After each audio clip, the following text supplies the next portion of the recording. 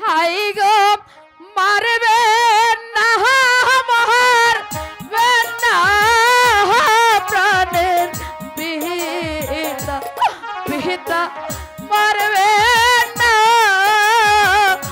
আদা হরে কথা শুনতে পাই না ওই ছোট লোকের বাচ্চা